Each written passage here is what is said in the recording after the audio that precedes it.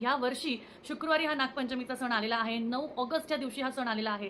तर त्याचमुळे तुम्हाला जर का तुमच्या आयुष्यामध्ये भरपूर संकटं असतील आणि त्यातनं तुम्हाला बाहेर पडायचं असेल, तर हा दिवस खूप छान आहे. त्याचबरोबर शुक्रवारी आलाय म्हटल्यावर आपल्याला आपल्या मुलाबाळांसाठी खूप छान असे उपाय करता येईल. नागपंचमी आपल्या घरातल्यांच्या सुखसमृद्धीसाठी सुद्धा खूप सुंदर आहे.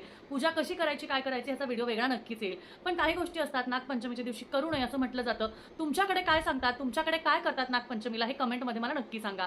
असं म्हटलं जातं की नागपंचमीच्या दिवशी लोखंडी वस्तू वापरू नये, टोकदार वस्तू वापरू नये, ज्या टोकदार गोष्टी आहेत जसं कात्री, सुई अशा गोष्टी वापरू नये, लोखंड वापरू नये, जिवंत सापाची पूजा करू नये. कारण फोटोद्वारे किंवा मातीच्या मूर्तीद्वारे आपण जी सापाची पूजा करतो त्याला जे आपण नैवेद्य अर्पण करतो ते खऱ्या ह्याच्याने जर का त्यांनी खाल्लं, जिवंत सापाने जर का ते खाल्लं तर ते त्याच्या आरोग्याला चांगलं नाही असं म्हटलं जातं. आपल्या घरात बऱ्याच वेळेस अशा खूप घरांमध्ये असं म्हटलं जातं की भात करू नये, कारण ह्यामुळे नागाला त्रास होतो. त्याचबरोबर तवा ठेवू